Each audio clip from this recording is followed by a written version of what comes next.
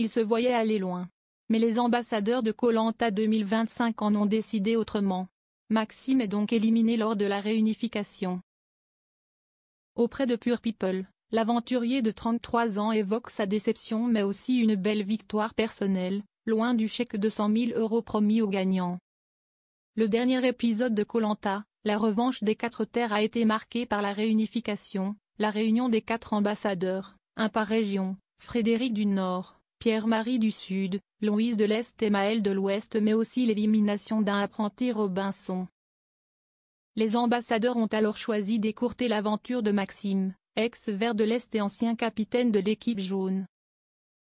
Auprès de Pure People, il a chargé Louise mais pas que après son élimination. Mais de cette expérience, il en garde aussi et surtout de bons souvenirs. Et de bonnes relations. Maxime nous raconte repartir perdant de Koh Lanta mais avoir gagné une belle amitié. Qu'est-ce qui a changé dans votre vie depuis Koh Lanta? Depuis Koh Lanta, je prends les choses avec plus de recul. J'ai plus de lâcher prise quand j'entreprends des choses. Je me pose moins de questions. Parce que Koh Lanta, ça m'a apporté de la confiance. Ce n'est pas facile mais j'ai douté de moi avant de faire cette aventure. Je me demandais si j'en étais vraiment capable.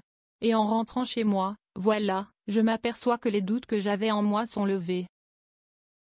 Ça m'a apporté un nouveau regard sur la vie. Il faut quand même revenir à l'essentiel, essayer d'avoir une vie simple. Je pense que c'est bénéfique pour se sentir bien dans la vie.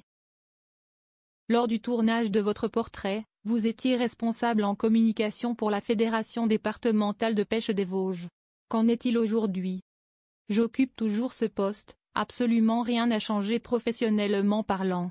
Le seul vrai changement est personnel, je n'ai pas gagné Koh Lanta mais j'ai quand même gagné un super ami. Christian, note de la rédaction, il avait été éliminé en début d'aventure, chez les Verts de l'Est. On se voit régulièrement.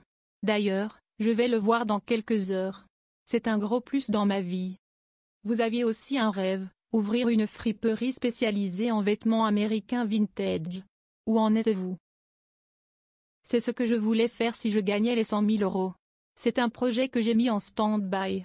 Là, ce que j'ai envie de faire, c'est voyager. Découvrir de nouvelles destinations, aller à l'aventure. J'aimerais bien tester la Thaïlande et de nouveaux États en Amérique.